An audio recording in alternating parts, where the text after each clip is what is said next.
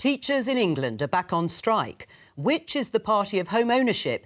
And should we be scared of artificial intelligence? This is Politics Live.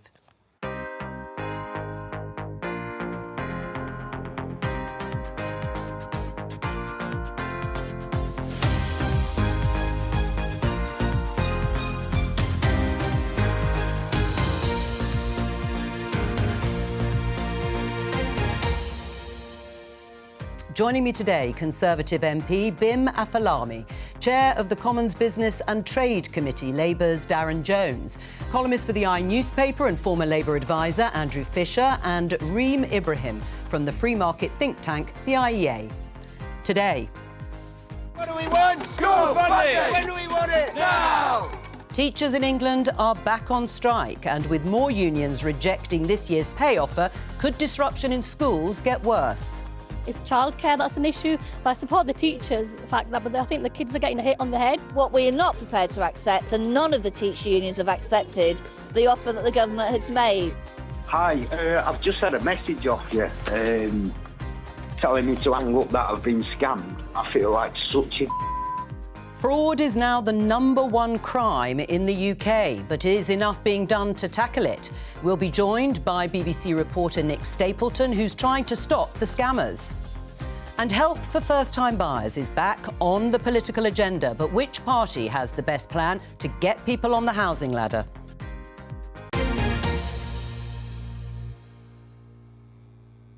Let's start with this story. BBC News headline: AI godfather Geoffrey Hinton warns of danger as he quits Google. Dangers of AI. His pioneering research paved the way for the current artificial intelligence systems like ChatGPT. He now says, though, that he regrets some of his work over fears of how it could develop and be used by bad actors. So let's start the programme with you, Darren, because you've written to the government about this very issue. Does that mean you're scared about AI and what it could do?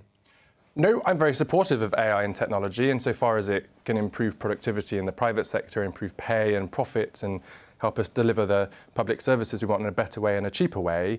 But we're never going to get to that if there's a kind of high-risk outcome that scares the public or Parliament, and then we respond by trying to close these things down. So what I've said to the government is that Britain should be leading an intergovernmental, a kind of global debate about how we safely and securely test the most advanced types of AI within a safe setting so that we can avoid the risk of one of these high-risk outcomes, restricting our application of technology in perfectly normal cases elsewhere in the economy. Bib?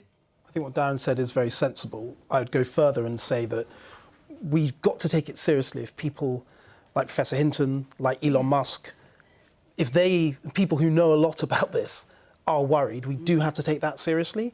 I think that the advantage we have in terms of, as a world, thinking about AI is that the number of companies or groups that have the amount of money required to build something that could really have any sort of significant impact is actually quite small. So we can actually deal with a relatively small number of actors and talk to them and work out how we're going to progress going forward, because there's no solution that Britain can just do alone, or the European Union. So what's the government doing about it? Well, the truth is that everybody, including people in technology, are trying to catch up with this, because it's developing at such a rate that it's very, very hard to think about it from a legal or political perspective very quickly. What we need, I think Darren is right, I think what the government needs to do now is to start more conversations with other countries, particularly the United States, particularly the big tech giants, to make sure that we are all broadly on the same page. Well, I mean, there is this government task force that has been set up, but even the chair of that task force, Matt Clifford, has some reservations when he says we are building the most powerful technology in the history of our species.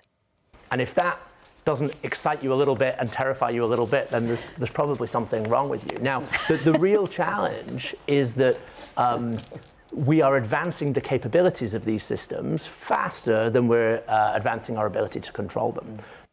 Now, that is a big risk. That was Matt Clifford, by the way, speaking on Sunday with Laura Kuenssberg. And I'm just going to come back to you briefly, Darren. When you talk about high-risk outcome, what are these? We keep talking about how terrifying it is, what might happen. What are we talking about?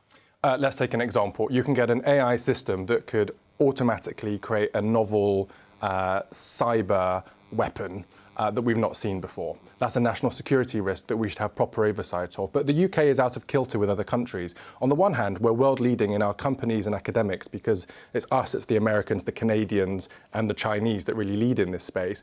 But the government in the UK has said it wants to take an innovation-led approach, which basically means no new regulation, and we've got to fill that gap. Well, no new regulation. I mean, a task force has been set up to deal with it. Are you terrified or excited by it? Probably a little bit of both, but moderately on both ends. I mean, I think technology has always been has had this dichotomy to it of the risks of it and the advantages of it, and it's about government regulation. It's about us using it in the public interest, and that applies to whether it's nuclear technology or digital technology like this. But if you look at some forms of AI, like facial recognition software, where the police and there have been trials of CCTV.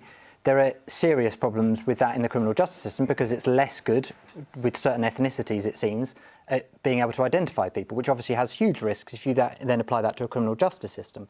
Likewise, I think the DWP did voice risk analysis software to try and catch benefit fraudsters and then abandoned it because the technology wasn't there. But again, if you get these things wrong and you're reliant on technology that people think is immaculate and can't be wrong, then there are risks with that. So it's about having regulation, having trials, sensibly piloting these things so that you don't have these adverse outcomes that are potentially there. Should we be embracing it more so that the UK is at the forefront of encouraging investment in AI here? Oh, absolutely. I think that we should be more excited about these possibilities than cautious of them. I think that when we're potentially looking at the policies that a government could be implementing in order to regulate AI, I actually think we should look at this from a permissionless perspective. So as these issues arise, then we sort of face them and look at them from that perspective. But I actually think that in the long term, we should really be looking at how exciting these opportunities could be and how good they could be for the welfare of society. I mean, we're looking at potentially the healthcare outcomes that ChatGPT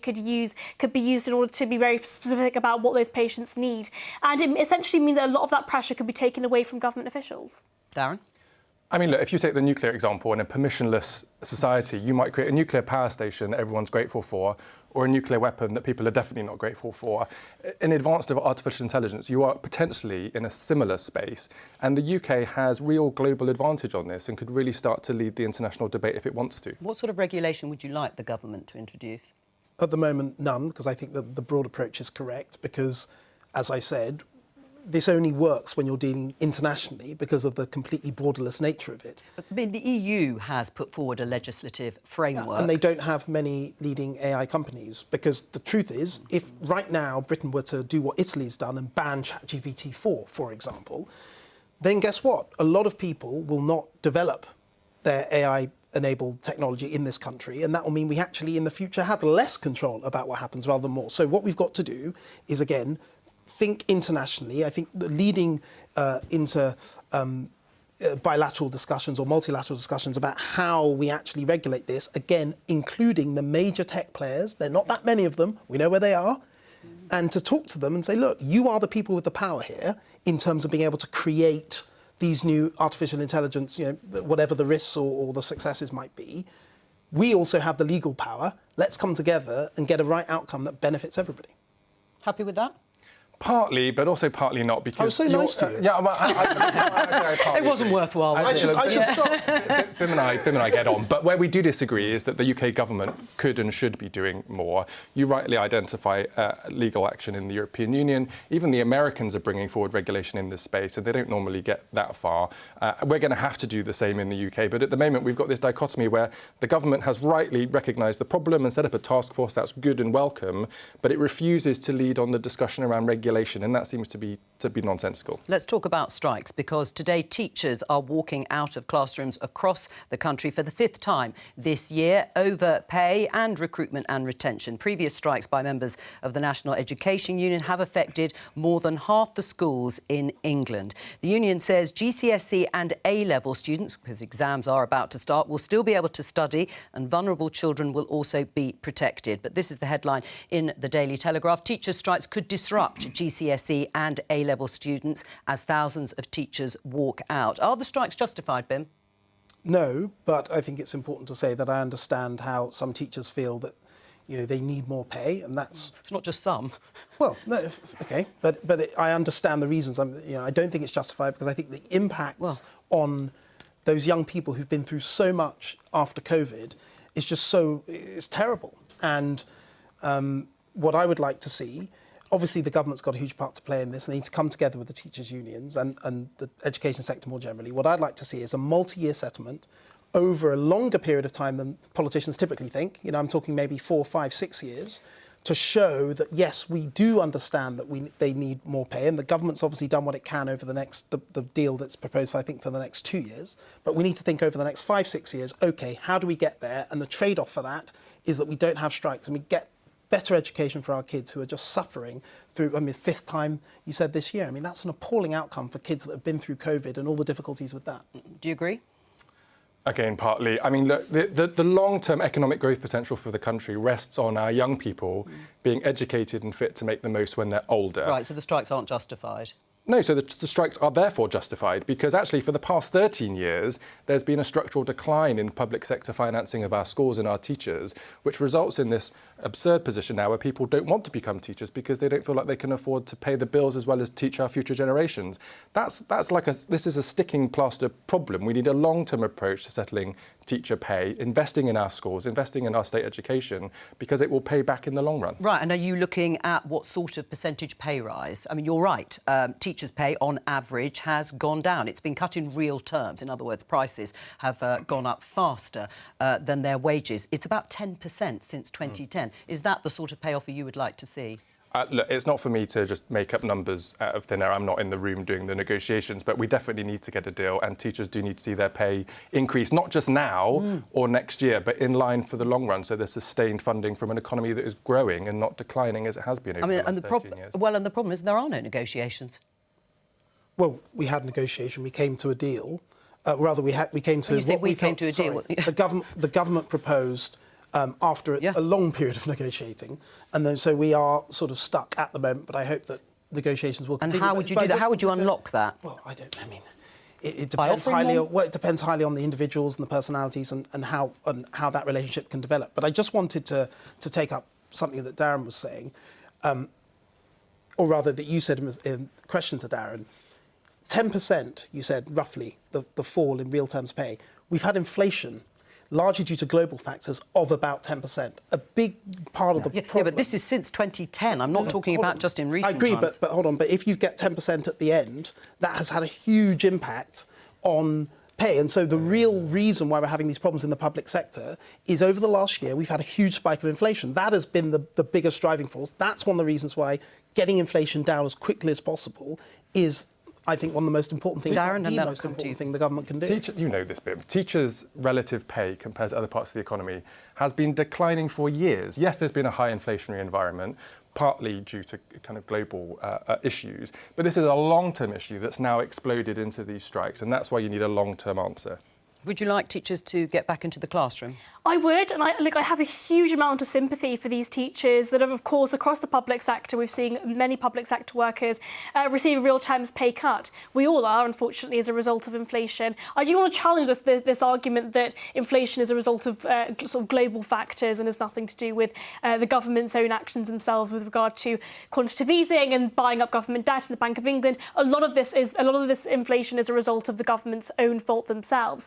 In terms of teachers' pay, really what we're talking about within this conversation is how much do teachers deserve to be paid and how much do they actually... How much do you think they do? Well, I think that should be left up to the market. And unfortunately, at the moment, the state is deciding what teachers are worth rather than allowing employers to compete in order to actually decide what you think teachers' pay should be. And do you agree with that, Andrew? Well, there is a market and teachers are voting with their feet, unfortunately, and they're not applying to become teachers, and they're leaving the profession in record numbers, which is why last year the government only hit 59% of its teacher recruitment target. We were talking about AI just now. Their target on computing teachers, they only met 35% of it. I've got a friend who's got a child in secondary school just doing their GCSE options. He's been told he can't do computing because the school doesn't have the teachers, the qualified teachers, to offer that subject.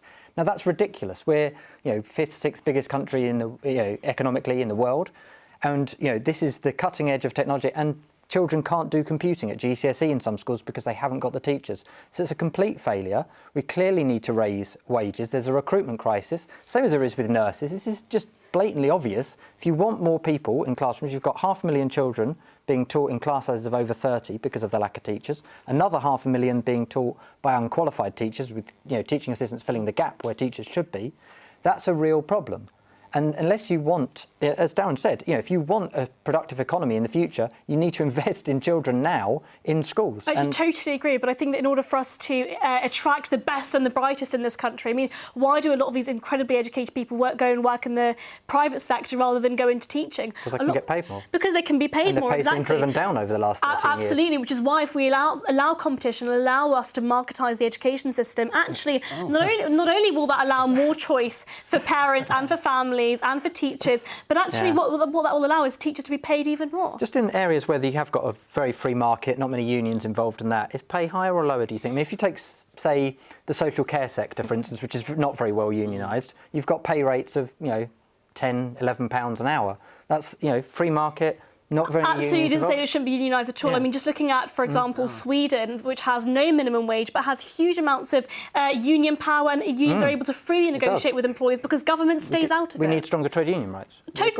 Excellent. Right. What do you mean by rights, though? Well, the right to collectively bargain with employers and across industries, sectoral. I absolutely believe in the right to withdraw one's labour, but I equally believe that freedom goes both ways, and employers have the right to negotiate that and also terminate the employment of those that are striking if they see. Well, I mean, let's see what... I mean, given there's a teacher recruitment crisis, I'm not sure sacking loads of teachers is going to help with the teacher recruitment crisis. Maybe we could do that with the nurses as well and have even bigger backlogs in the NHS. 7.2 million, maybe we could get that up to 10. Right. I mean, nice round figure. You were smiling during that discussion there, Darren. Why? Well, I suppose it was fun in many ways, but the reality of it is that our schools are not a market, nor is our health service. They are public services. And what that means is that the government has a responsibility to create the conditions for strong economic growth, to bring in taxes, to pay for the public services that meet the needs of the country. Right, because what sort of pay rise would you be asking Labour to offer? Look, I think the teachers have asked for it to increase in line with inflation, which is 10% this year, as been said. I think that's a reasonable demand. When inflation's 2 or 3%, people get inflation-proof pay rises. It's not an abnormal thing. Obviously, the government needs to be doing more to bring down inflation, and it could be doing more. We have the highest inflation in the G7 and in Western Europe at the moment. So there is more that can be done on that side of it, but we also need to match people's wages to it. And this is about But if it comes down, the Office for Budget Responsibility is predicting, rightly or wrongly, that inflation could come down to 2.9%, and then those pay rises will be much higher. Last year and this current year, where inflation has been at that level. So you need to address that. Are they affordable? Is that the only way to resolve this? Well, I think the problem with what Andrew was saying was that if you have pay rises of, say, 10% in one area of the public sector, you will very, very quickly be facing demands for 10% across all the public sector that employs, and the public sector occupies, about 40% or so of the GDP of the country. Very, very quickly, you're embedding higher inflation over a longer period of time. And then you get into a spiral. And that spiral we saw in the 70s, and not just in this country, by the way, but in other countries as well. And it took many, many years of government struggling, a very long time to try and get a handle on it. What I think a better approach is, of course, yes, you're right, we need to bring inflation down, and that's a huge focus for the government, and should be. But also, as I was saying, a longer-term view, and I think Darren agrees with this, a longer-term view of getting teachers' pay up. I think that it's recognised that teachers' pay needs to be increased, but doing that over a long period of time so that we don't bed in high levels of inflation now. Right, that is the risk, of course, is that inflation does not come down. It's difficult to judge how inflationary pay rises are if you were to put them up across the board, but it is an important point. Well, it's different in the public sector because you don't have that knock-on effect on the market. So if you put up people's wages, say, in supermarkets, of course you do have that knock-on effect. Of course you have a knock-on effect on the market because someone doesn't just stay working in the public sector or the private sector. They can go in between both. Look, you don't. But look, if you want... do you want to solve the teacher recruitment crisis? That's the question. And if you do, then you've got to pay. You can't drive teachers' wages down. If you listen to the IFS, they say teachers' pay is £6,600 lower in real terms than it was in 2010. That's why people aren't applying to be teachers. Where is this money coming from that we're going to if we're going to give teachers inflation-busting pay rises? Well, if we could afford it in 2010, why can't we afford it now? I mean, we're one of the richest countries in the world. Huge more amounts of government spending now than we had 10 years ago. Well, yes, but that's because we have a larger population and various demands. To pay for there are a whole range of areas of government spending I would personally cut. But look, I think you can afford this. And by the way, any teacher's pay rise, over a third of it automatically comes back to government in tax and NI anyway. And then you've got council tax, VAT when people shop. So this helps stimulate the economy. At the moment, we've got an economy where people's wages are going down, more is being spent on rent and housing, and therefore you've got less going into the economy. And we're going to talk about housing, but on the recruitment, teacher recruitment is 41% below target for secondary schools this year. I mean, that is a serious lack and shortage of teachers. Do you agree a pay rise, a bigger pay rise, would help resolve that? It would depend exactly how big it was. I actually think when you actually look at the data for why teachers are leaving, when they leave, pay doesn't necessarily come at number one. So it's important that we don't think pay is this sort of silver bullet that solves everything with the teacher recruitment issue. Of course, there are issues with just broad what they perceive to be how attractive the profession is, and you see that in different areas of the public sector and private sector. It's also worth saying that we have a very tight labour market, which means that it's not just teachers or parts of the NHS where we have difficulty recruiting. There are difficulty recruiting across different areas of the private sector as well as the public sector. It's a broader societal problem at the moment that appear to be a lot of shortages of skilled labour in many areas. Right, but do you agree a bigger pay rise would help solve that recruitment problem?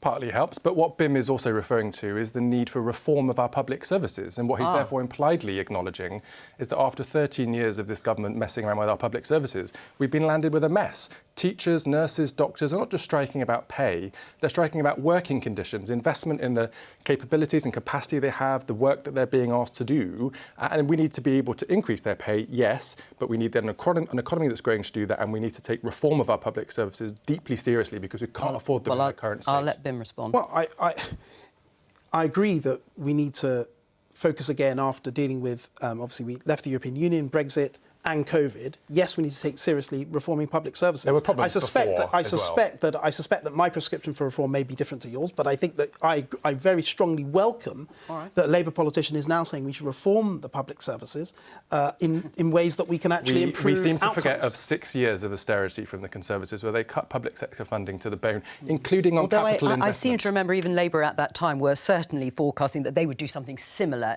in response in terms of cutting capital spending and making the same sort of cuts to departments. Maybe that was the case. I wasn't around then, but I can tell you now that Although Labour's the government have already last year given teachers a 5% pay rise and then offered extra £2.3 billion in spending. I mean, we can continue to say we just want to throw more taxpayer money at these institutions. 5% when inflation was 10%. Yeah, should point out. Absolutely, but we're talking about the working conditions. That extra £2.3 billion surely should have solved that. But of course, every time we argue that we're going to spend more money on an institution that's already broken, we can keep throwing taxpayer money at it. But unless we have serious institutional reform within our education system, unfortunately, working standards won't rise. We're going to leave it there because I want you to take a look at this.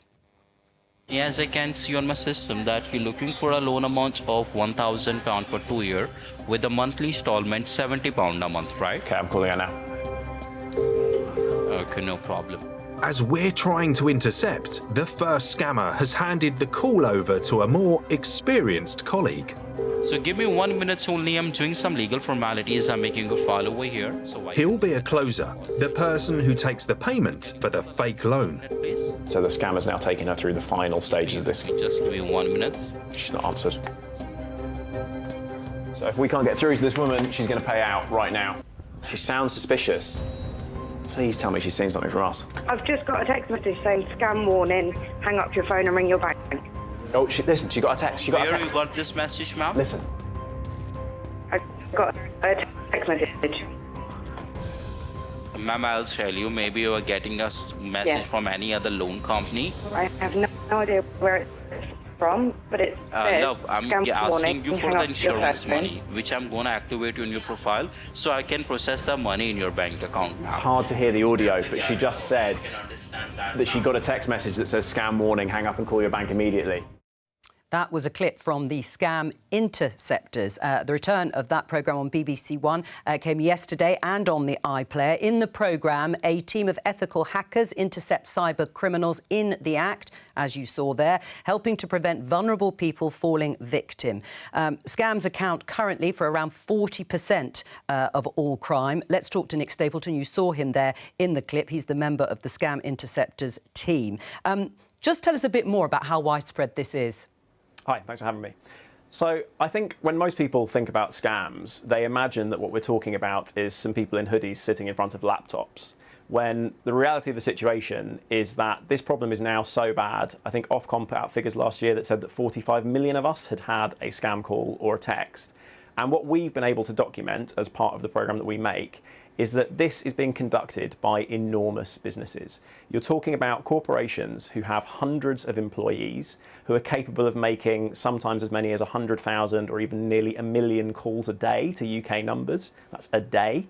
And they are conducting this every single day, 6 days a week, 365 days a year sometimes. It is very, very scary stuff. And the amount of money that they are making is extraordinary. I mean, the scale is absolutely massive. I mean, where are most of the fraudsters in this business based?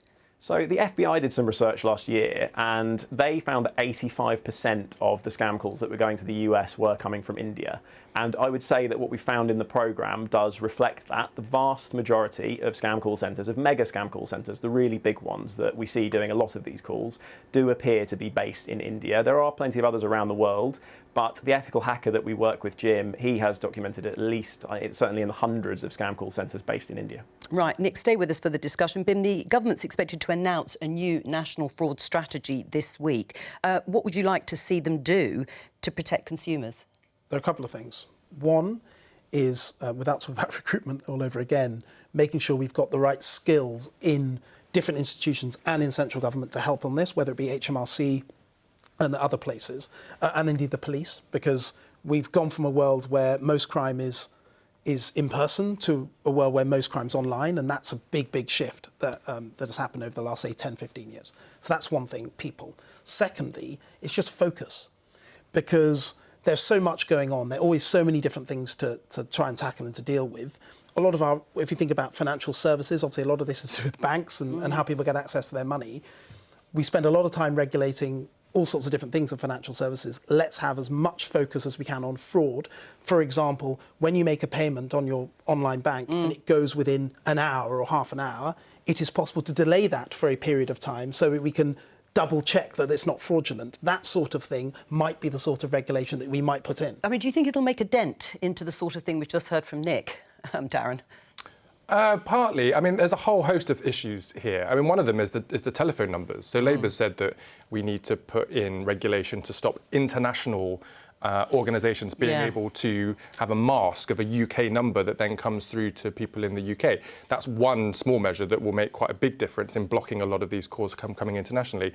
But Bim is right. You also need the specialists in the police force, and you need the police to be resourced to be able to take these things seriously. I had a constituent that lost £40,000 because of a scam telephone call, and I worked with her to talk to the bank, to talk to the fraud action group, to talk to the police force. It didn't go anywhere, and she lost all of her money, and there was nothing for her as a victim to get compensation. That can't be right. I mean, the UK government is apparently, according to the Financial Times, a report saying watering down fraud proposals for tech groups, in other words, for compensation for people like Darren's constituent. Should they stick to their guns on this and actually force payouts for compensation? I have to see it. I haven't seen that. But broadly, the issue is let's worry about raising money for compensation. Let's try and prevent it from happening as much in the first place. So that's how I think we should have our focus. Have you been victim of a scam? I haven't personally, but I mean, like everyone who's got a mobile phone or an email account, you get thousands of these kind of false messages, all the time, don't you? That mostly get filtered into your spam box or junk mail or whatever. But, you do get them. And of course, it's dangerous. And I consider myself relatively savvy online and, touch wood, haven't got caught by one yet. But I think there's a number of issues. One is the resourcing probably of the National Crime Agency, because this is big scale kind of fraud, as well as international agreements. I mean, if a lot of this is coming with India, we need to be working bilaterally with India, because I can't believe that this is legal to do in India, even if there are hundreds of employees in some of these companies doing it. So we need we need their assistance to crack down on it as well, if that's where it's coming from. Although obviously there are other countries involved as well. I don't want to pick on India necessarily, but if that's where the bulk of it's coming from, that needs to happen. Well, it sounds like it, doesn't it? Yeah. So I think we do need to do that. I think there's also a role for the technology companies in educating people about how to use, I mean, obviously it's different with phone calls, but with emails and with online bank accounts and so on, of what banks do send to you and what they don't, and for the banks to do that as well. because a lot of this is people pretending to be your bank as well. Difficult for the police with the resources that they have to deal with this. It is, and I also think that I think the police have actually been sort of failed quite miserably on this issue. I mean, we saw with the introduction of technology and with technological advancements, a lot of these new crimes that came about, the government actually spent more money on trying to take up this. Now we're seeing a lot of these new crimes, especially also with the developments in AI, where a lot of these fraudsters are able to use artificial intelligence or are able to use family members' voices in order to do this. So even if we are, younger and tech savvy, actually a lot of these crimes can go unnoticed. I think what worries me about this is that a lot of the victims tend to be the most vulnerable, those that are older, those that are less technologically advanced, those that are slightly less able to use their phones in that way. So I think it is really about education. Right, Nick, do you agree with that? I agree with some of it. I would say that I don't think it's just supposedly vulnerable members of our population who are being targeted by this. I think scammers are very unscrupulous and they will target everybody. The right scam on the wrong day can catch any of us, so I don't think you're too clever to get caught by this. But the last thing I would say is that, to me, technology has put us in this position. It's created a situation where a single business can be making hundreds of thousands or even 1 million calls a day to the UK. Technology has to be the thing that gets us out. I don't think you can expect law enforcement to actually be able to solve this problem. Right, and you've obviously come to that conclusion having made this programme. What about things people can do to protect themselves? So I think my absolute best piece of advice is that this issue is now so serious that you should view any call or text that comes completely out of the blue as being a scam until proven otherwise. And also, top tip, if you do get a scam call and you're pretty sure it's a scam, it's a very good idea to tell the person on the phone that you know it's a scam. Because these businesses, they operate like real call centres. They classify each call they make. And if you say you know it's a scam, they'll put you down as a do not call. And what that means is when they come to sell their data onto the next call centre, you won't be on that list. Right, when we were talking a little bit earlier, we were saying that actually people are often too polite, aren't they, in the UK when they do receive their calls, probably on a landline. I do think to some extent that there is a cultural problem here in that in Britain we're naturally inclined to give someone the benefit of the doubt and perhaps to stay on the phone longer than we should. When we've monitored calls to the US, for example, believe me, they are much more quick to say go away and hang up than we are. Well, that was a very polite way of ending our conversation too. Nick Stapleton, thank you very much. Let's talk about housing because it's clearly hotting up as a political issue. Going to the top of the agenda over the weekend, both Labour and the Conservatives turned their attention to first-time buyers. Keir Starmer gave an interview to The Observer. I think we can show you the headline there. I want Labour to be the party of home ownership. Well, wanting it, of course, and actually achieving it are two very different things. One of the things Labour has said is that they are going to restore mandatory housing targets. This follows, of course, the government dropping that whole idea. Was it a mistake, Bim? No. I think that it's a good principle to say that in a local area, the local people ultimately should help shape how the housing is except they just don't get built, do they? No, not always. But what I would say is that the Conservative Party has always been the party of home ownership. That's why Keir is saying, I want Labour to be. He's acknowledging that Labour isn't. But we need to do a lot more because, I'm doing some work at the moment looking at attitudes amongst people in their sort of millennials, late 20s, 30s and until early 40s. And home ownership is an absolutely critical issue. Yeah. I'd like to see us look at things like it's not just the supply of homes, it's also just about the amount of money you have in order to get on the housing ladder. So it's around how mortgages are done, the regulations around that, how much money people have, how can we increase the Help to Buy ISA significantly so that people can get on the housing ladder. It's I not think just, all of those things we need to look at. It's not just about supply. Do you admit that Labour hasn't been the party then of home ownership, hence the big interview and the big headline at the weekend? Well, we've not been in government for a long time. That's true. I would rather that, of course. Building houses is one part of the solution. Another part of the solution, which I think is really interesting in the announcements that Keir has made in the last few days, is about how you help first-time buyers get a mortgage. Because, of course, the percentage deposit that you need, especially in cities like mine, in Bristol, here in London, where the value of houses is very high, for the majority of young people, unless their parents give it to them or they marry into wealth, is just insurmountable. So we've been looking at international good practice, where you can put in government-backed insurance schemes, where you can test people's income, their ability to pay the mortgage, and to help them get over that inequality gap in the first place of being able to have enough cash to be able to get a mortgage in the first place. Bim? I think looking at all these things is very reasonable, and I think that's exactly what we should be doing as well. As I say, I've talked about Help to Buy, and we should hugely increase that. I think that But has Help to Buy been a success? Well, it has. Or has it inflated the housing market? I can tell you in my own constituency, I've met people who they say we would not be able to afford this home without Help to Buy. What I think is we should extend it to more people and increase the amount that people can get on that Help to Buy scheme. But it's not the only thing. And I think that after the financial crisis, what happened was banks and how mortgages were assessed really disadvantaged a lot of younger people who could afford to pay their mortgages. I think we need to look again at that and to say, how is it that we can almost stack the deck more in favour of young people in the housing market? That's what we're proposing. Right, well, let's have a look at this headline. The Spectator: reviving Help to Buy would be disastrous for the housing crisis. But the very notion in that particular article that it just does act as an inflationary mechanism and actually makes it more affordable. If interest rates go up, which they have done, then people who have got on that housing ladder can't afford those mortgage payments. It does, and the government have absolutely failed on housing. And I am actually quite glad that Keir Starmer has sort of recognised that this is a huge political issue. I'm glad that housing is now a high priority on the political agenda. Look, I mean, it's economics 101. If we increase the supply of anything, it will decrease prices. It is a supply issue. We are not building enough homes, and unfortunately, that's a result of both NIMBYs, but also government regulation and red tape. Right. What do you think? I think it's. I mean, one, I don't think either party in their recent periods of government can claim to be the party of home ownership. Home ownership among young people has fallen disastrously under the Conservatives. If you go back 20 or 30 years, actually, something like 2/3 of people aged 25 to 34 on an average wage owned a home. That figure's now fallen to 27%, so it's about a quarter from 2/3 just 25 years ago. So you're not the party of home ownership. But as you say, successive governments even before that. Absolutely, and the last Labour government didn't do enough on housing at all. But what we do need is a number of things. We need to increase the supply, yes, we do, which house building targets are a good thing. Right. I think the ban on overseas buyers is important. I don't think homes should be treated as investment opportunities. I think they're homes for families, and that's what they should be there for. You can invest in all kinds of other things, but not in housing.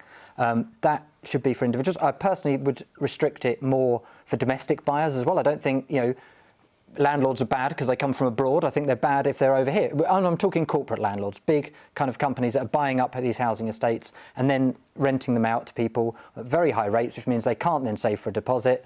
And then they can never buy. Or if they do, they have to get a 50-year mortgage by the time they've saved up and they're 40. It's just not sustainable, which is why... So you would ban all overseas buyers? Well, that's what Labour's proposal is, I believe, that was in the Observer, I think, this Sunday. For new house builds. Yeah, and new house builds, yeah, for new being house given builds. first dibs, as it was called in the piece. Yeah, I think I would go further. There's no reason for an entity that isn't based in the UK to own a UK home, Well, frankly. what do you think about that? Absolutely wrong. I mean, just because they Why? are... Because only if you live in the United Kingdom or if you're British, yes, you can if buy you're a resident house. in the UK, you need a UK home. If you're not resident in the UK, you don't need a UK home, do you? I mean, absolutely, Why? just not the problem. I mean, there's such a small portion of people that are... Of course, that's not my major solution. I think it's a reasonable point, though. Absolutely ridiculous proposal to ban foreign buyers. Why is it ridiculous? Because the solution is to increase the supply. Why has a rich person based in America got more of a right to a home than a family in the UK? It's about they have the money to be able to afford it. But should they be at the top? Should they be at the top of the ladder then? I think what Labour are proposing at the moment with this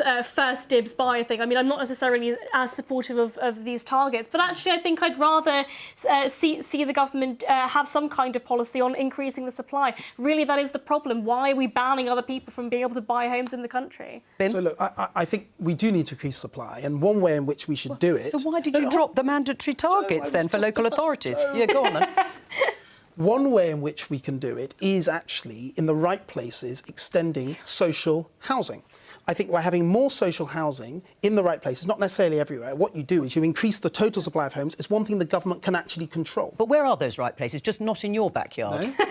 No, I didn't say that. I'd be quite happy to have more social housing. Is people will ask, if you drop those targets, well, for example, 55 local authorities have now dropped their housing targets as a result of the government deciding to abandon mandatory targets. And there you are, the houses won't be built. So what I was saying is government should take a more active role in increasing supply, not just rely on a developer-led model where when you have mandatory housing targets, you often end up in the wrong homes built in the wrong places. What I'm saying is the government can shape this much more, often on government-owned land, and that will increase the total supply of homes. That will, in the end, allow more people to get on the ladder of home ownership, in addition to all the other measures that we talked about. Right, I mean, having targets doesn't actually mean more homes, does it? I mean, how do you get local authorities to build them? Well, in my local authority in Bristol, the Mayor of Bristol, Marvin Rees, set a target when he was first elected for house building in the city. And he's done a really good job in getting very close to that target. Have prices gone down as a result? Prices have gone up because of two reasons. One, because Bristol's a very popular place to live, and I would quite like to see things like rent controls in Bristol, something that we've been looking at the local authority. And Marvin Rees. OK, well, hang on. We'll come to... Let's come back to that in a second. They're off your private renter.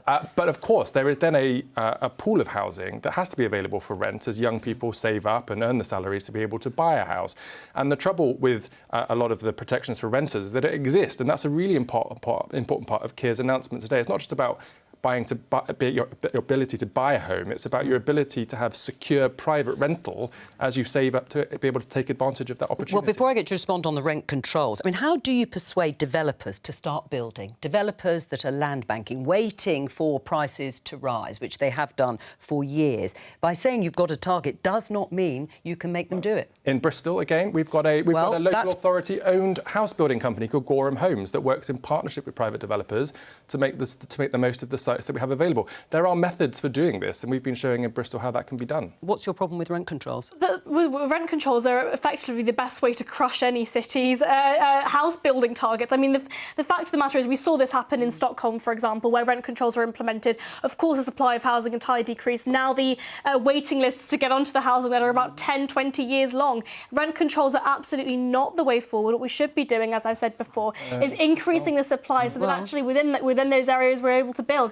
Take, for example, the green belt. Why are we not able to build on the green belt? Well, but if you have rent controls and you build, then you are actually benefiting private renters and not constraining supply. I agree with you, there is that risk. If you did it now, just in this kind of free market mess that we're in on housing... We're not in a free market mess. We're in a totally free market mess. We do not have a free market housing system. We do. That's why people can't get in, because it's on money. Housing is a human right. It's an essential need. Everyone needs housing. The idea that it can just be auctioned off to the highest bidder, off-plan, and to overseas buyers and to everyone else, and to corporate landlords, who then jack up the prices for people to rent the homes that they could have bought if the banks actually looked at their rental history, because a lot of renters pay their rent every month and could afford a mortgage, which is often lower than the mortgage, but can't get a mortgage. That is absurd.